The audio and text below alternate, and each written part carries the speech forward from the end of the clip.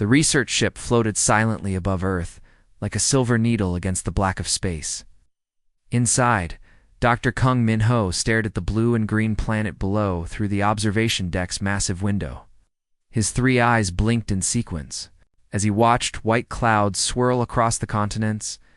Such a small world, he said to himself, and yet they make so much noise. Min-ho was tall and thin, even by his species standards. His pale blue skin had the smooth texture that marked him as highly educated among his people. As the lead researcher for the Galactic Research Consortium, he had studied dozens of primitive worlds. Earth was just another assignment. Dr. Mino, Called a voice from behind him. He turned to see Dr. Park Ji-won walking across the deck. She was shorter than him, with darker blue skin and the quick movements that showed her excitement. The computers have finished downloading their historical records. We can begin the analysis. Min-ho nodded slowly. Good. How much data did we collect? Everything, Ji-won replied with a smile. Wars, peace treaties, art, literature, news reports. Their entire digital history is now in our database.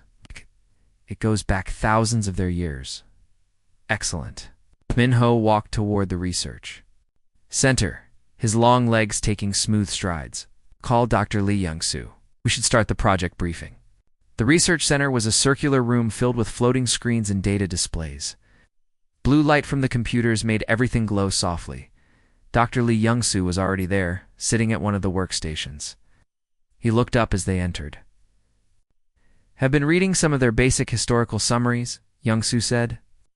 His voice was deeper than the others, and his skin had small scales that marked him as coming from a military family. These humans fight constantly. Almost every year of their recorded history shows conflict somewhere on their planet. Min-ho took his seat at the center of the room. The other two researchers sat across from him. That's why we are here, he said. The consortium wants to understand why this species is so violent. Other worlds we have studied show normal patterns. It's fights over territory, food, or mates. But humans seem to fight for strange reasons. Guan pulled up a floating display that showed Earth's continents. Red dots marked locations of historical conflicts. There were thousands of them. Look at this pattern, she said. They fight even when they have enough resources. They fight over ideas, over invisible lines on maps, over things that do not exist. It makes no sense, Young-soo agreed. My preliminary analysis shows they often fight wars that hurt both sides. A logical species would do this. Min-ho leaned back in his chair. He had studied 17 different worlds before Earth. Each species had been easy to understand once you learned their basic needs. Food, shelter, reproduction, territory. Simple drives that created predictable behavior. We will approach this systematically, he announced. Gyuan, you will analyze their social structures. How do they organize their groups? What makes them cooperate or compete? Young-soo, you will study their military conflicts. I want to understand their fighting patterns. What about you? Gyuan asked. I will oversee the project and analyze the broader patterns. We have 6 months to complete this study. The consortium expects a full report on human behavior that can be used to predict their actions. Young-soo activated his workstation. Lists of human conflicts filled the screen. Where should I start? They've been fighting for their entire recorded history. Begin with their ancient wars, Min-ho said. Start simple and work forward in time. Look for the basic patterns first. Gyuan was already pulling up data on human societies. Their social structures are very strange, she muttered. They form groups based on ideas rather than genetic similarity. They call them nations, religions, political systems. Focus on finding the logic behind their behavior, Min-ho told her. Every species has predictable responses to certain situations. Humans cannot be different. For the next several hours, the three researchers worked quietly. The research center filled with the soft sounds of data processing and the occasional comment from one of them. Outside the ship, Earth continued its slow rotation. Unaware of the alien eyes studying its history, Min-ho felt confident about the project. His previous studies had always followed the same pattern. A few weeks of data collection, a few weeks of analysis, then a clear report explaining the species' behavior.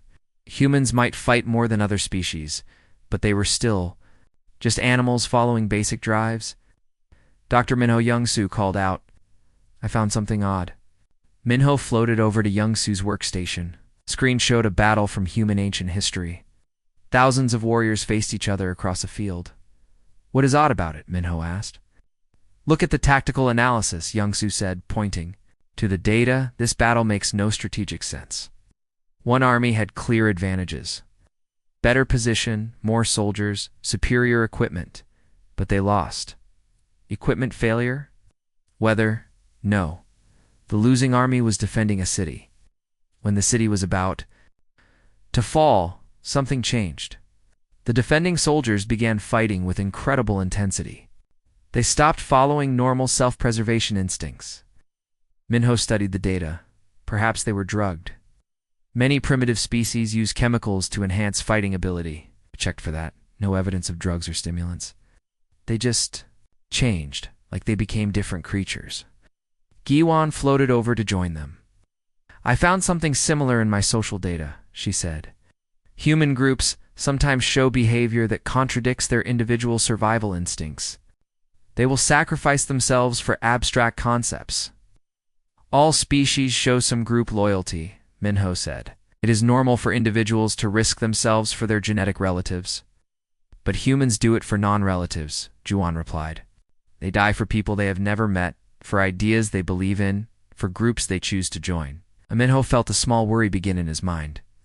In all his previous studies, species had been predictable. They might be aggressive or peaceful, intelligent or simple, but they always followed understandable patterns. "We need more data," he decided. "Youngsu, expand your analysis. Look at more battles from different time periods. Gi Wan, study their social bonds more carefully. There must be a logical explanation." "Should I focus on any particular type of conflict?" Youngsu asked. Mina thought for a moment. "Start with their defensive wars, times when they were protecting their territory. Those should show the clearest survival instincts." As the day cycle progressed, the research center grew quiet, except for the hum of computers processing vast amounts of human historical data. None of the three researchers suspected that they were about to discover something that would change their understanding of intelligent life forever. Outside their ship, Earth turned peacefully in the darkness, keeping its secrets hidden beneath clouds and oceans. But in the data streams flowing into alien computers, the truth about humanity was beginning to emerge. And that truth would soon terrify the researchers who sought to understand it. The project that had begun as a simple behavioral study was about to become something much more dangerous. Something that would force three alien scientists to confront the reality that some species in the galaxy were not meant to be understood, only feared. 3 days into the research, Dr. Park Ji-won made the first discovery that would haunt her dreams. She sat at her workstation, surrounded by floating displays showing human family structures. The data seemed normal at first. Humans formed pair bonds, raised offspring together, and showed typical parental care behaviors. But as she dug deeper into the historical records, patterns began to emerge that made her skin crawl. "Dr. Minho," she called across the research center, "I need you." To see this, Minho floated over to her station, his 3 eyes focusing on the display. "What did you find?" Ji-won pointed to a series of incidents from human history. "Look at these behavioral recordings. Parents facing threats to their young. The response patterns are completely outside normal biological parameters." First case showed a human female during something called the London Blitz. Bombs were falling on the city, destroying buildings and killing civilians. The woman was trapped in a collapsed building with her small child, according to the medical records. She had severe injuries that should have made her unconscious. "She stayed awake for 18 hours, Juan said, her voice quiet. Bleeding internally, broken bones, no food or water. She used her body to shield the child from falling debris. The rescue teams found her dead, but the child was alive." Minho studied the data. Pain tolerance varies between species. Perhaps humans have higher thresholds. "That is what I thought," Ji-won replied. "But look at this next case." She pulled up another record. Human male during a building fire. He ran into the burning structure 7 times to rescue children. Not his own children. The offspring of strangers. The temperature readings show the building was over 800 degrees, Giwan continued. His body should have shut down after the first trip. But he kept going until he collapsed. He saved 12 children before he died. Minho felt a strange chill run through his body. Perhaps he was mentally unstable. Damaged brain chemistry could explain irrational behavior. I checked his medical records. He was completely normal. A teacher at the local school. No history of mental illness or drug use. He just saw children in danger and could not stop himself from helping them. From across the room, Dr. Lee Young-soo called out, "I am finding similar patterns in the military data. Human soldiers showing impossible endurance when protecting their young." Minho and Ji-won floated over to his workstation. Young-soo had been analyzing a human conflict called World War II. The screen showed a city under siege. "This is Leningrad," Young-soo explained. The enemy army surrounded the city for 872 days. No food could get in. The humans inside began to starve. The data showed the progression of the siege. Food supplies dropping, then disappearing completely. Death rates climbing as starvation took hold. But the behavioral patterns were what made Young-soo's scales stand on end. "Look at the family unit responses," he said, highlighting specific data points. When food became scarce, parents stopped eating. They gave their portions to their children. Minho studied the numbers. That makes evolutionary sense, ensuring offspring survival. But they did not stop there, Young-soo continued. As the siege continued, parents began giving up their own body heat to keep children warm. They would huddle around the young during the freezing winter, using their own bodies as insulation until they died of cold. The screen filled with testimonies. From survivors, stories of mothers who had not eaten in weeks, still finding ways to find food for their children. Fathers who burned their own furniture, books, and clothes to keep small fires going for their families. Over 1 million humans died in this siege, Young-soo said. But the survival rate for children was much higher than for adults.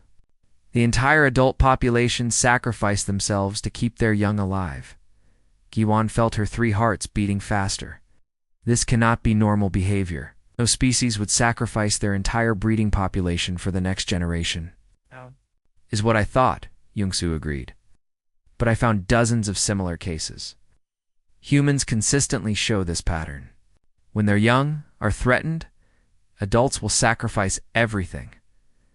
Minho tried to find a logical explanation. Perhaps it is a temporary response. Extreme situations causing extreme reactions? I tested that theory, Young-soo said. He pulled up more data. I analyzed human responses to threats across different time periods, different cultures, different types of danger. The pattern is always the same. The screen showed case after case. Parents jumping into frozen rivers to save drowning. Children, adults running into collapsing buildings during earthquakes. Humans throwing themselves in front of moving vehicles to push children to safety. Look at this incident, Young-soo pointed to a recent case. A human female saw a child fall onto train tracks. She jumped down to push the child to safety. Train was moving at high speed. She had no chance of survival. Did she know the child? Minho asked. Complete stranger. She had never seen the child before. But when she saw the danger, she did not hesitate. Her body moved faster than her mind could think. Chuan was analyzing the biological data from these incidents. The physical responses are impossible, she said. Humans show strength increases of 300 to 500% when their young are threatened. Mothers lifting vehicles that weigh more than 10 adult humans. Fathers breaking through solid barriers with their bare hands. Adrenaline can provide temporary strength boosts, Minho suggested, but his voice lacked conviction. Not to this degree, Juan replied. And the pain tolerance becomes unlimited.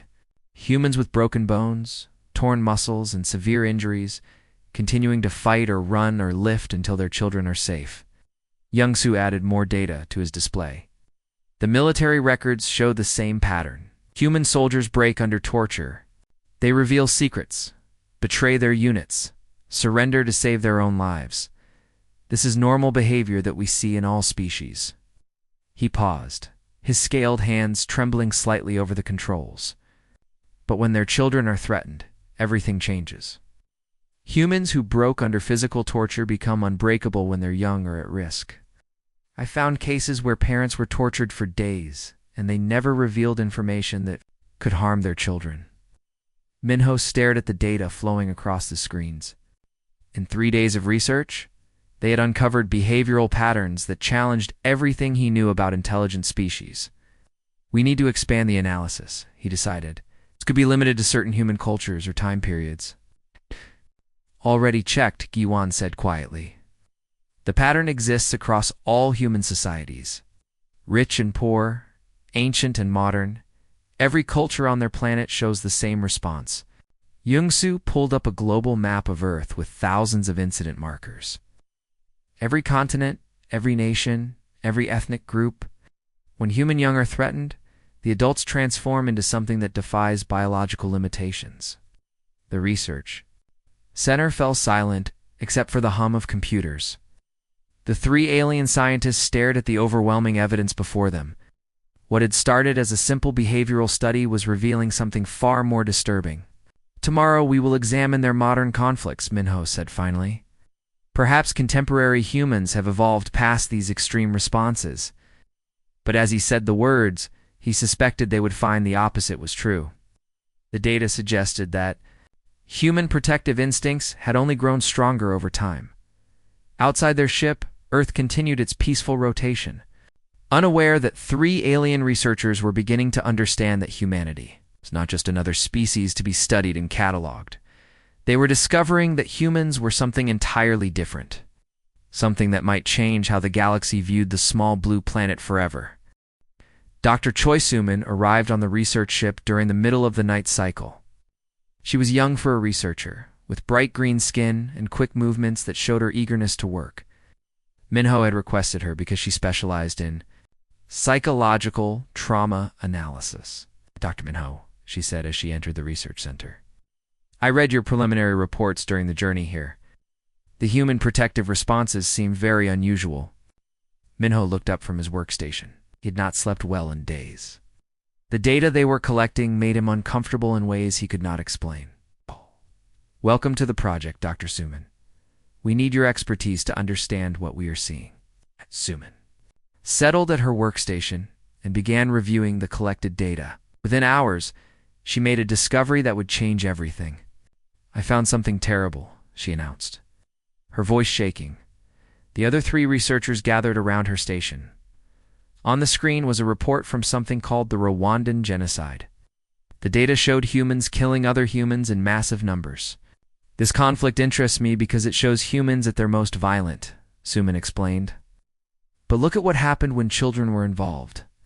She pulled up witness testimonies from survivors. The stories were almost impossible to believe. This woman hid in a pit filled with dead bodies for 6 days, Suman said, pointing to the report. She lay completely still while killers walked over her. She was wounded and bleeding, but she did not move or make any sound. That shows good survival. Instincts, Young-Soo said. But she was not alone, Suman continued. She was hiding her baby. The child was sick and kept trying to cry. For 6 days, she held her hand over the baby's mouth to keep it quiet. When rescuers finally found her, her hand was permanently damaged from the pressure. But the child was alive. The display showed medical records. The woman's hand had been broken in multiple places from pressing so hard. Nerve damage meant she would never use it normally again. She destroyed her own body to keep her child silent, Suman said. But that is not the worst part. She switched to another case. This man saw soldiers coming to kill his family. He could have run and saved himself. Instead, he gathered his 3 children and hid them in a small space under the floor of his house. The report showed what happened next. The man went outside and let the killers find him. He told them his family had already fled. While they tortured him for information, his children hid below the house. They broke his bones, burned his skin, and cut him with knives, Suman continued. For 3 hours, they tried to make him tell them where his family was hiding. He never said a word. He died protecting them, Jiwan asked. He died lying to them, Sumain replied. Even under the worst torture, he kept telling the killers that his children were far away. The children heard everything from their hiding place. They listened to their father being killed to save them. The research center became very quiet. Minho felt his stomach turn as he processed the information. How many cases like this did you find? He asked. Hundreds, Suman replied. And this is just from one small conflict. Human parents consistently choose torture and death over revealing their children's location. Youngsu was running his own analysis. I found similar data from their World War II conflicts. Humans hiding Jewish children from the Nazi forces. Non-Jewish families would risk their entire bloodline to protect children who were not even related to them. Showed them a case from occupied Europe. This human couple hid 15 Jewish children in their basement for 2 years. When the authorities became suspicious, they could have turned in the children to save themselves. But they did not, Guan said, already knowing the answer. They moved the children to an even more dangerous hiding place and took more risks. Youngsu confirmed. When they were finally caught, they were executed along with the children they had tried to protect. Suman pulled up more data. The psychological profiles are what terrify me most. These humans showed no signs of mental illness or abnormal behavior. They were normal people living normal lives. Until children were threatened, Minho said quietly. Exactly. Then they became something else entirely. Look at this case from the Holocaust. The screen showed a report about human mothers in concentration camps. Even while starving and dying themselves, they would organize to protect the children in the camps. They created secret networks to share food with the young ones, Suman explained. Women who had not eaten in days would give away their bread rations to children. They would tell stories and sing songs to keep the children's spirits strong. That does not seem unusual, Jiwan said. But they also did this, Suman continued, pulling up more testimonies. When the guards came to select children for execution, the mothers would volunteer to die instead. They would fight the guards with their bare hands, even though they were weak from starvation. Youngsu was analyzing. The combat data? The physical performance? Is impossible. Humans weighing 40 kilograms were attacking trained soldiers. They had no weapons, no training, and no chance of winning. But they fought anyway, Suman said. Because fighting meant the guards might be distracted long enough for children to hide or escape. Minho studied the pattern emerging from all their data. It is not just parents protecting their own offspring. Humans extend this protection to all young ones. That is correct, Suman confirmed. I found cases where humans died protecting children from completely different ethnic groups, different religions, even different nations. She showed them a report from a modern conflict zone. This human soldier found a group of enemy children hiding in a destroyed building. According to military law, he should have captured them or reported their location. What did he do? Giwan asked. He gave them his food and water. Then he carried them through a combat zone to safety, even though helping enemy civilians was against his orders. Did he survive? Youngsu asked. He was killed by sniper fire while carrying the last child to safety. The child lived. The researchers sat in stunned silence. The data was overwhelming, but the pattern was clear. Humans would sacrifice everything to protect children, even children who were not their own. I need to analyze their brain chemistry. During these events, Suman said, there must be a biological explanation. She pulled up medical scans from hospitals where parents had brought injured children. Look at these neurological readings. When human parents see their children in pain, their brains show activity that should be impossible, scans showed. Brain patterns that defied known science. Their pain centers activate as if they are experiencing the child's injuries themselves. Their stress hormones reach levels that should cause immediate cardiac arrest, but they do not die from the stress, Minho asked. No, they become stronger. Their bodies somehow convert the stress into increased physical capacity. Giwan was studying the evolutionary data. This makes no biological sense. Species that sacrifices its breeding adults for its young should go extinct, lest the young carries something more valuable than individual survival, young Su suggested. Suman looked up from her analysis. I think I understand what we are seeing. Humans do not just protect their children's bodies, they protect their children's future. She pulled up more data. Every sacrifice, every death, every act of protection, it all serves to ensure that human children can grow up in a world where they are safe. So they are not just protecting individuals, Minho said slowly. They're protecting their entire species. More than that, Suman replied. They are protecting the idea of childhood itself. The concept that young ones should be safe, happy, and free from fear. The research center fell silent as the alien scientists absorbed this revelation.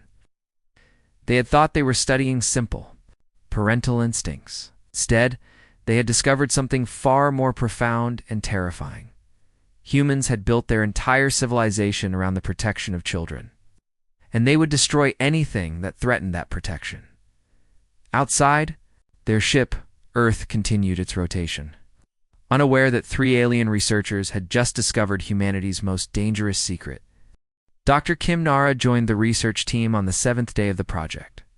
She was a specialist in contemporary behavior analysis, brought in to study how modern humans had evolved their protective instincts. Minho hoped that advanced human society might have reduced these extreme responses. He was wrong. The patterns have not decreased, Nara announced after her first day of analysis. They have become more systematic. The research team gathered around her workstation. Nara had been studying what humans called school shootings. These were incidents where dangerous individuals entered schools to harm children. Look at these response patterns, she said, pulling up incident reports. When armed attackers enter human schools, the adult teachers immediately transform into protective barriers. The first case showed a human female teacher named Ms. Chen who heard gunshots in her school hallway. She had no military training and no weapons. Her logical response should have been to hide or escape. Instead, she locked her classroom door and stood in front of it, Nara continued. When the shooter tried to enter, she used her body to keep the door closed. 27 children were behind her. Did she survive? Suman asked. The shooter fired through the door. She was hit multiple times, but continued to hold it closed until police arrived. She died, but all 27 children lived. Young Su was analyzing the tactical data. She had no chance of stopping an armed attacker. Her actions were completely illogical from a survival perspective, but completely logical from a child protection perspective, Nara replied. And this is not an isolated case. She pulled up dozens of similar incidents. Teachers throwing themselves between bullets and students, school administrators charging armed attackers with nothing but their bare hands, cafeteria workers using their bodies as shields to protect children they barely knew. The most disturbing part is the consistency, Nara continued. Every school shooting shows the same pattern. Human adults immediately prioritize child protection over their own survival. G1 was studying the psychological profiles. These teachers are not trained soldiers. They are normal civilians who chose to work with children. That is exactly my point, Nara said. Humans who spend their lives caring for young ones develop an automatic response to protect them. It becomes stronger than their survival instinct. Showed them a case from a school in Sandy Hook. This principal heard gunshots and ran toward the danger. She could have escaped through a rear exit. Instead, she confronted the shooter in the hallway. What happened to her? Minho asked, though he already suspected the answer. She died trying to tackle the armed attacker. But her actions gave teachers in nearby classrooms time to lock their doors and hide the children. The data showed similar patterns in other emergency situations. During natural disasters, human adults consistently risked their lives to save children who were not their own. This hurricane report shows rescue workers diving into floodwaters to save trapped children, Nara explained. The water was contaminated with chemicals and debris. The rescue workers knew they might die from exposure, but they went anyway, Suman said, multiple times. This one rescue worker saved 11 children from flooded homes. On his 12th rescue attempt, he was swept away by the current and drowned. Young-soo was analyzing fire department records. Human firefighters showed the same pattern. When children are trapped in burning buildings, they violate safety protocols to attempt rescue. What kind of violations? Minho asked. They enter structures that are too dangerous. They stay longer than their oxygen supplies allow. They take risks that their training explicitly forbids. The screen showed case after case of firefighters dying while trying to save children from fires. In each case, the firefighter could have saved themselves by following safety procedures. But they do not follow procedures when children are involved, Young-soo continued. Their training says to retreat when a building becomes too dangerous. But if children are still inside, they keep going until the building collapses. Nara pulled up more modern data. Hospital records show similar patterns. When children are brought to emergency rooms, human medical staff push themselves beyond normal limits. She showed them a case where a child was brought to a hospital with severe injuries. The surgery required 14 hours of continuous work. The lead surgeon had been working for 26 hours straight before the child arrived, Nara explained. Medical protocol requires rest periods to prevent mistakes. But he continued operating? Ji-won asked. He and his entire team worked. Through the night, they took stimulants to stay awake and alert. The surgery was successful, but 3 of the medical staff collapsed from exhaustion afterward. Minho was beginning to see a pattern that terrified him. Human society has organized itself around child protection.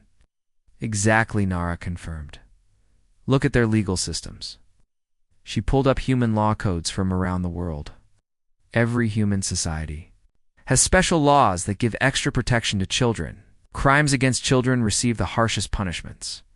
That seems reasonable, Suman said. But look at how they enforce these laws, Nara continued. Human police officers show the same protective responses. When children are in danger, they abandon normal procedures. She showed them a case where police officers pursued a kidnapper who had taken a child. The pursuit lasted 3 days. The officers worked without sleep, called in favors from other departments, and used resources that exceeded their budget. Did they catch him? Young-soo asked. Yes, but the operation cost more than their department's annual budget. The officers did not care about the cost when a child was involved. The research team was beginning to understand something that made their skin crawl. Human society was not just protective of children. It was built around the concept that children must be protected at any cost. Their entire civilization serves this purpose, Minho said slowly. Their schools, hospitals, legal systems, emergency services, even their entertainment industry, Nara agreed. Everything is designed to create a world where children are safe. Suman was analyzing the psychological data. The intensity of these protective responses has increased over time. Modern humans are more protective of children than their ancestors. How is that possible? Ji-won asked. Evolution should reduce excessive behaviors, less the behavior. Provides survival advantages, Young-soo suggested. Human children who grow up in protected environments become more capable adults. More capable of what? Minho asked. Of protecting the next generation, Nara replied. Each generation of humans becomes more sophisticated in their child protection methods. She showed them data on modern child safety measures. Car seats, safety, regulations, child-proof containers, specialized medical care, educational systems designed around child development. They have created a technological civilization focused on child welfare, she continued. Their sciences, their industries, their governments all serve to make children safer. The research center fell silent as the alien scientists processed this information. It thought they were studying a violent species. Instead, they had discovered a civilization that had evolved to protect its young with systematic precision.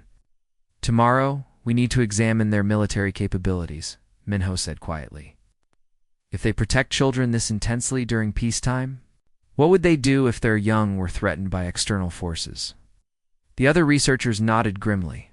They were beginning to understand that they might be studying the most dangerous species in the galaxy, not because humans were naturally violent, because they had created an entire civilization dedicated to one purpose, ensuring that nothing could ever harm their children and any species that threatened human children would face the full force of that civilization.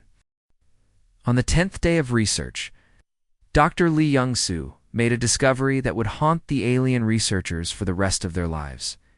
He had been analyzing classified human military documents that their computers had intercepted. Most were routine strategic planning files. But buried deep in the archives, he found something that made his scales turn white with fear. "I found their contingency plans," he announced, his voice barely above a whisper. The research team gathered. Around his workstation, the screen showed a document marked with the highest level of human military classification. "What kind of contingency plans?" Minho asked. "For protecting their children from external threats," Young-soo replied, "including alien invasion scenarios." The document outlined something called Operation Guardian Shield. As Young-soo read through the details, his hands began to shake. "They have planned for the possibility that alien species might threaten human children," he explained. "The response protocols are beyond anything I have seen in galactic military history." The first section, detailed evacuation procedures. Underground facilities capable of housing millions of children. Food stockpiles that could last decades. Educational systems designed to continue human culture even if the surface world was destroyed. "They have built an entire hidden civilization designed to protect their young," Young-soo continued. "But that is not the most frightening part." Scroll to the next section. Combat protocols for defending human children against alien threats.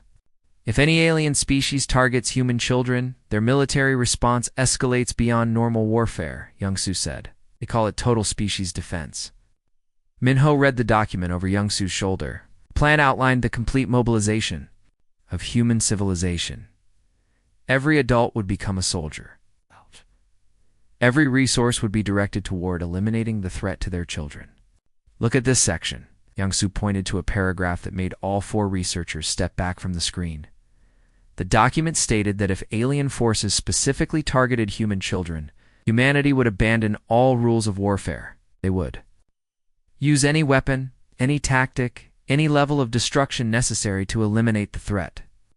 They would sacrifice their entire adult population, Suman said, reading the text. Every human over the age of 16 would fight until they died, as long as it meant the children could survive. Nara was analyzing the tactical sections. These are not defensive strategies. After the initial protection phase, they plan to hunt down and destroy any species that threatens their young. Complete species extinction, Young-soo confirmed. If aliens harm human children, humans will not stop fighting until those aliens no longer exist anywhere in the galaxy. The researchers sat in stunned silence. They had discovered that human protective instincts extended beyond individual acts of sacrifice. Humanity had planned for the systematic elimination of any threat to their children. "But surely this is just theoretical planning," Ji-won said hopefully. "They could not actually implement such extreme measures." Young-soo pulled up more classified files. "They've already built the infrastructure. Underground cities, hidden weapons facilities, secret communications networks, all designed to function even if their surface civilization is destroyed." "How many children could they protect?" Minho asked. "All of them," Young-soo replied. "Every human child on the planet could be hidden in these facilities. They could survive there for generations if necessary." Nara was studying the psychological profiles of human military leaders. The decision-makers show the same protective responses we have seen in civilians, but magnified by their responsibility for millions of children. She showed them interview records with human generals. When asked about protecting their nations, the officers gave standard military responses. But when asked about protecting children, their answers became terrifying.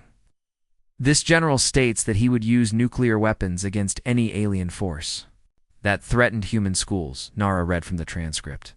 "Not as a last resort, as a first response? Nuclear weapons?" Suman asked. "Bombs that can destroy entire continents," Young-soo explained. "Humans have thousands of them. According to these files, they would use every single one if alien forces attacked their children." Minho felt his 3 hearts racing as he processed the implications.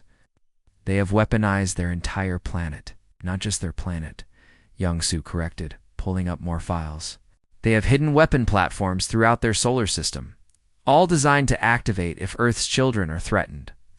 The documents showed a defense network that spanned from Earth to the outer planets, automated systems that would launch devastating attacks against any alien fleet that approached Earth with hostile intent toward human children. The most disturbing part is the command structure, Young-Soo continued. These weapons are not controlled by governments or military leaders. Who controls them? Juwon asked. Parents, Young-Soo replied. Human parents have been given access codes to the defense systems. If they believe their children are threatened, they can activate planet-killing weapons. Sumin was analyzing the activation protocols. Thousands of human parents have the ability to destroy entire star systems. All they need is evidence that their children are in danger. Nara pulled up more psychological data. The decision-making process bypasses rational analysis. When human parents perceive threats to their children, they act on pure protective instinct, which means they would not hesitate to use these weapons, Minho said quietly. Worse than that, Young-Soo added. The weapons are designed to activate automatically if communication with Earth is lost for more than 72 hours. The alien. Researchers stared at this information in growing horror. Humanity had created a defense system that would destroy any species that threatened their children, even if it meant destroying themselves in the process. They have turned their protective instincts into a galaxy-wide threat, Minho said. Only if someone threatens their children, Suman pointed out. The systems remain inactive unless human young are in danger. Young-Soo pulled up the final section of the classified documents. There is one more thing. They've been monitoring galactic communications for decades. What kind of monitoring? Nara asked. Any mention of Earth, humans, or plans involving their planet? Their computers analyze millions of transmissions, looking for potential threats to their children. The screen showed intercept logs stretching back 50 Earth years. Human computers had been quietly listening to alien communications across the galaxy, searching for any sign that other species might harm their young. They know about us, Minho realized with growing panic. They know we are here studying them. Young-Soo nodded grimly. According to these logs, they detected our research ship 3 days ago. They've been monitoring our communications and data collection. But they have not attacked us, Juwon said. Because we have not threatened their children, Suman replied. Yet, the research center fell silent as the alien scientists absorbed the full scope of what they had discovered. Humanity was not just a species that protected its young. They had become a galactic force capable of destroying any civilization that threatened human children. We need to finish our analysis and leave immediately, Minho decided. Before they decide we are a threat. But what do we tell the consortium? Nara asked. Minho looked at his team. They had come to Earth expecting to study a primitive, violent species. Instead, they had discovered something that could reshape the balance of power in the galaxy. We tell them the truth, he said finally, that humanity is not a species to be conquered or controlled. They are a warning to every intelligent race. In the galaxy? A warning about what? Young-Soo asked. Never threaten their children. Dr. Kong Minho sat alone in the research center, staring at the completed analysis. 2 weeks of study had produced a report that could change the course of galactic civilization. The data filled thousands of pages, but the conclusion could be, summarized in a single sentence, humanity was the most dangerous species in known space. Not because they were aggressive. Not because they were technologically advanced. But because they had evolved a protective instinct, so powerful it could destroy entire star systems. His team members floated quietly around the room, each lost in their own thoughts. Dr. Park Juwon had not spoken in hours. Dr. Lee Young-Soo kept checking the ship's sensors, worried that human forces might be approaching. Dr. Choi Soo-min and Dr. Kim Nara were reviewing their psychological data, trying to understand how a species could be simultaneously nurturing and terrifying. We have to make a decision, Minho announced. The consortium is expecting our report in 3 days. Juwon looked up from her workstation. What kind of decision? Whether we tell them what we have learned? Minho replied. The question hung in the air like a toxic cloud. They all understood the implications. If the Galactic Research Consortium learned about human protective capabilities, it would trigger one of two responses: a preemptive strike against Earth, or complete avoidance of human space. If we report the truth, some species will see humans as a threat that must be eliminated, Yang-Su said. But if we keep this secret, other species might accidentally trigger human defensive responses. Suman added. Nara was analyzing galactic political data.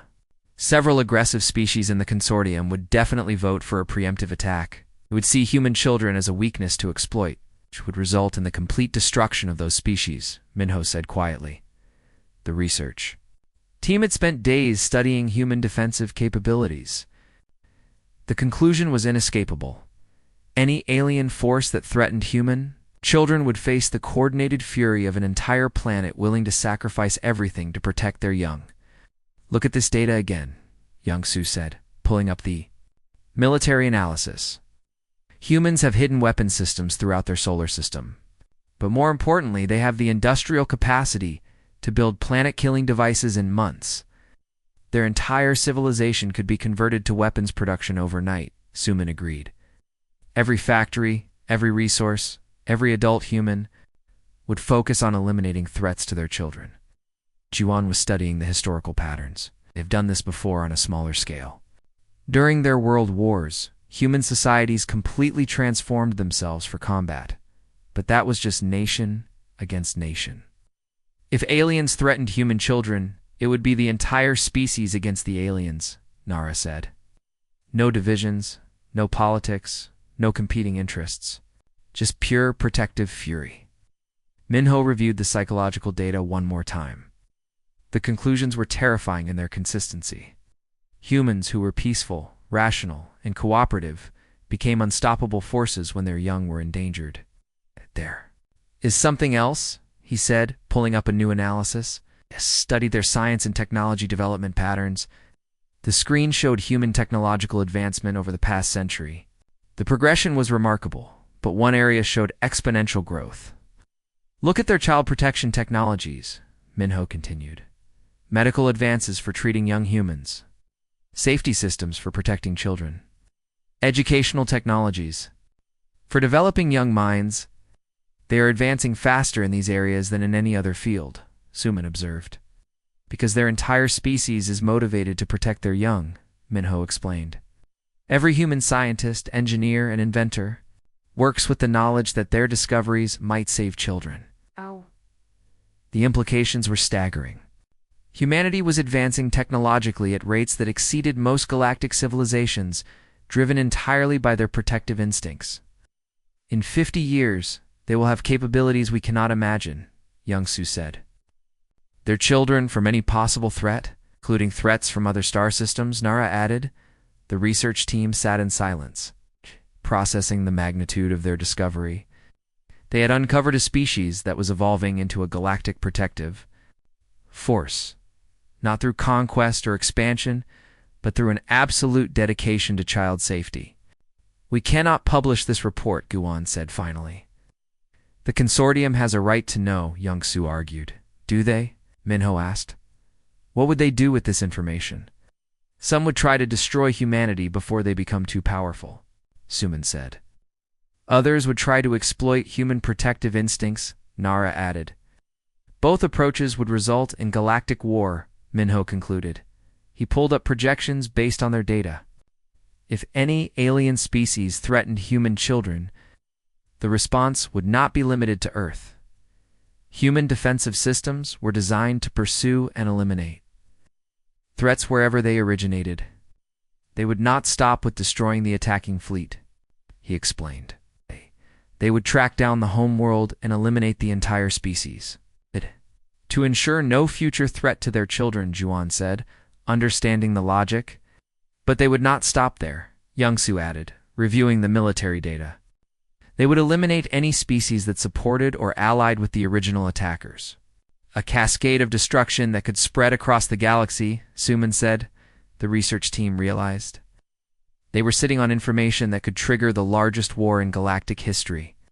Not through human aggression, but through alien misunderstanding. of human protective responses. There is only one solution, Minho announced. He began deleting files from the research database. Thousands of hours of analysis, countless discoveries about human behavior, all disappearing from their computers. We tell the consortium that humans are unremarkable, he said. A primitive species with normal territorial and survival instincts. Our preliminary reports already mentioned unusual patterns, Young-Soo protested. We say our analysis was incorrect. Initial data seemed unusual, but deeper study revealed normal behavior patterns. Giwan was helping delete the files. What about the backup systems, the automatic logs? I am erasing everything, Minho replied. As far as the consortium will know, humans are just another species with standard protective responses. Stopped working at her station. Are we doing the right thing? Other species have a right to know about potential threats. Other species have a right to survive, Minho countered. If they knew the truth about human protective capabilities, some would try to test those capabilities, and testing them would result in species extinction. Nara agreed. As the data deletion continued, the research team worked in solemn silence. They were destroying 2 weeks of groundbreaking research, but they understood the necessity. What do we tell ourselves? Juan asked. How do we live with this secret? Minho paused in his work. We remember that some knowledge is too dangerous to share. We have learned that humans are not a species to be studied or cataloged. What are they then? Young-Soo asked. A force of nature, Minho replied. Like a star or a black hole. Something to be respected and avoided, not understood. The deletion process completed, leaving their databases empty, except for fabricated reports showing humans as unremarkable. The real data existed now only in their memories. We never speak of this again, Minho announced. Not to each other. Not to our families. Not to anyone. Agreed, the team said in unison, as their ship prepared to leave Earth's orbit. Minho took one last look at the blue and green planet below. Somewhere on that world, human children were playing in schools, sleeping safely in their homes, protected by a civilization that would destroy the galaxy before allowing them to be harmed. Safe travels, little ones, he whispered. May the galaxy never learn how far your parents will go to protect you. The research ship disappeared into hyperspace, carrying 4 alien scientists who had learned humanity's most terrifying secret, that love could be the most dangerous force in the universe. On Earth, human children continued to grow up safe and protected, unaware that their parents had already won a war that would never be fought.